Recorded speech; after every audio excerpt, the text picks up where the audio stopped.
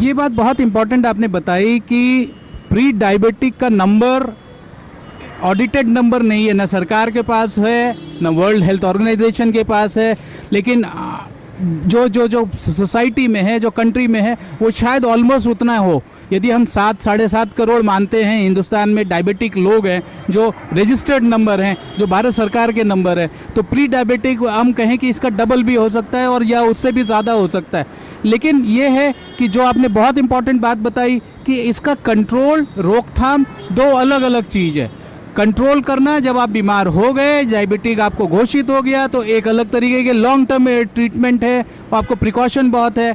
और यदि आप प्री डायबिटिक हैं, तो यदि आपको पास पता है अभी आप इनिशियल स्टेज में हैं, तो आपको बहुत ज़्यादा उसमें सिर्फ लाइफस्टाइल चेंज करके आप कर सकते हैं। दोनों स्थिति में कैसे आदमी अपने आप को डायबिटिक के सिचुएशन से बाहर रखे, और हो गया तो कैसे उसमें अपना उपचार करें, थोड़ा सा उसके बारे में डिटेल में आप बता पाएँ दोनों कंडीशन में। जी बिल्कुल, देखिए जिस तरह से अभी हम बात कर रहे थे, हमारे जो यूथ के अंदर जो हार्ट अटैक वाली प्रॉब्लम है, इसी तरह से हमारे अंदर यूथ के अंदर भी जो डायबिटीज़ वगैरह है, ये भी सारी काफ़ी ज़्यादा बढ़ रही है। और इसके लिए सबसे ज़्यादा एक जो मैं मानता हूँ अच्छा बेस्ट टूल है, वो है प्रिवेंशन। और प्रिवेंशन के लिए आपको ये है कि समय रहते हुए अपने हेल्थ पैकेजेस कराते रहना चाहिए, आपको अपना टेस्ट कराते रहना चाहिए।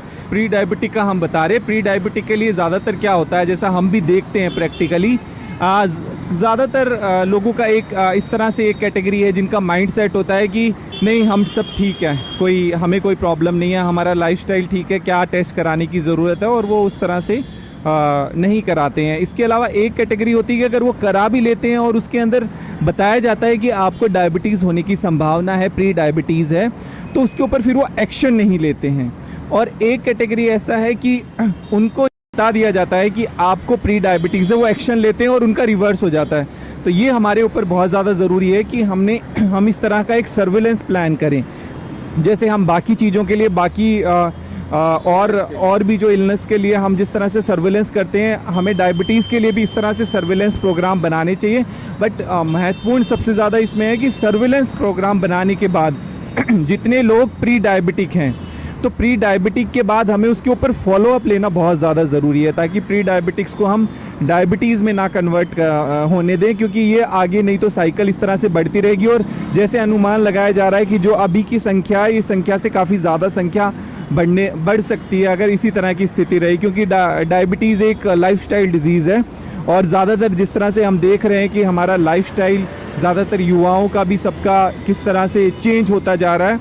और जैसा अभी आपने गांव और शहरों की बात की, हालांकि गांव में भी अब वो ग्राफ बढ़ता जा रहा है, क्योंकि गांव में भी जो गांव के युवा हैं और सब लोग हैं, वो उसमें भी शहरीकरण होने लग गया है, वो भी शहरों की तरफ उनका भी लाइफस्टाइल होने लग गया है। तो कहीं ना कहीं हमारे लिए आगे बहुत ज़्यादा इस चीज़ को लेके अलार्मिंग सिचुएशन आने वाली है।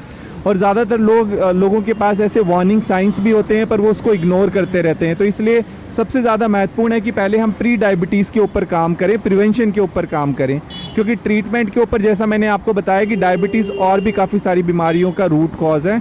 तो हमें समय रहते हुए हमारा जो प्री डायबिटिक वाला कैंपेन है, इसमें ज़्यादा से ज़्यादा हमें लोगों को जागरूक करना चाहिए, उनको समझाना चाहिए, उनको बताना चाहिए। लार्ज नंबर पे हमें इसकी स्क्रीनिंग करनी चाहिए, ताकि हम डायबिटीज़ के साथ साथ आप ये देखिए कि बहुत सारे लोग ऐसे हैं जिनको यही नहीं पता कि उनको हाइपरटेंशन है, हाई ब्लड प्रेशर है। तो ऐसी बहुत सारी चीज़ें हैं। तो ये जो लाइफस्टाइल डिजीज़ है, इसके लिए बहुत आसानी से स्क्रीनिंग हो सकती है। तो हमें स्क्रीनिंग एंड सर्विलेंस करना चाहिए, और उसके बाद हमें इसके ऊपर आगे फर्दर समय रहते हुए उनको हम किस तरह से उनको लाइफस्टाइल मॉडिफिकेशन के बारे में बताना चाहिए। तो नॉलेज देनी उनको बहुत ज़्यादा ज़रूरी है।